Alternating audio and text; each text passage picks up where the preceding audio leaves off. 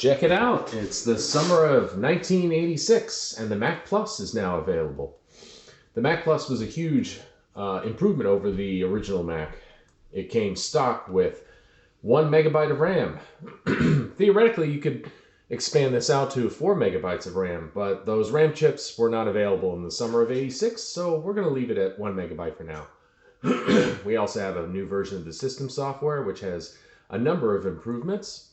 And 800 kilobyte disk drives. These can hold twice as much data as the old ones. So I've got my 3 favorite applications and all of my documents all on one floppy disk. That's something new. I used to have to put each individual app on a separate disk. Another new feature is nested folders. Previous versions of the Mac operating system only imitated folders, but now I can put folders inside of folders. It's called the hierarchical file system.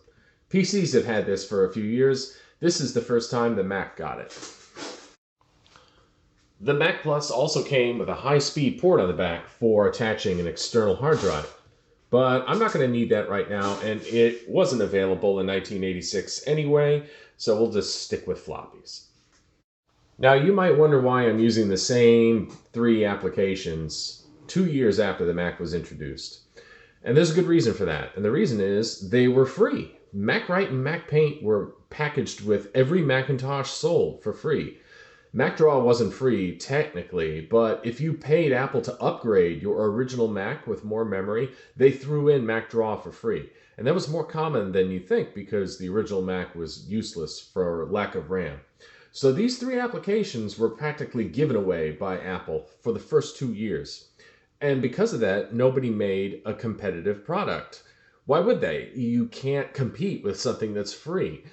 In 1986, that all changed. When the Mac Plus was released, Apple stopped bundling these applications for free. And that opened the door for other companies to make competing products. And we'll see a few of those maybe next week. But for now, I want to show you one of the biggest limitations of MacPaint. Let's open a MacDraw document. Close that. And we'll open my work folder and we'll open the jail. And you'll notice that this is a somewhat large drawing. I can show the whole thing by reducing it to fit. And it takes up a little over half a page. So I'm going to select the whole thing, group the selection, and then copy it. And then quit MacDraw. Now I'm going to open MacPaint. And you'll notice that I'm limited to editing in this tiny portion of the page. Anything I want to do has to be in that little window. I can move the window, but I can't do anything outside of the window. I can't edit anything. I can't draw anything outside of the window. If I want to draw a circle that's larger than that window, tough luck. And if I want to paste something that's larger than that window, well, look what happens. Now we'll show the page again. And only a portion of it was pasted. This is a huge limitation. If you wanted to move data from, say, MacDraw into MacPaint, you had to do it in chunks if it was larger than that tiny little window. And future applications solved this issue, but we'll see those next week. 1986 is also when the Macintosh gaming scene finally started getting interesting. So here's a little selection of some game footage.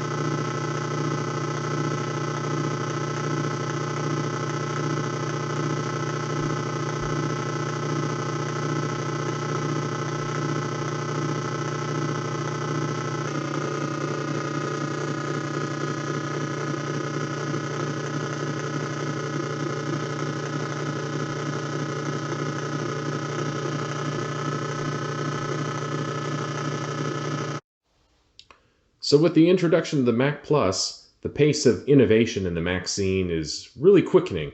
So I think next week I'm going to advance the tech clock by 6 months instead of a year. So we'll talk about winter of 1987. See you then.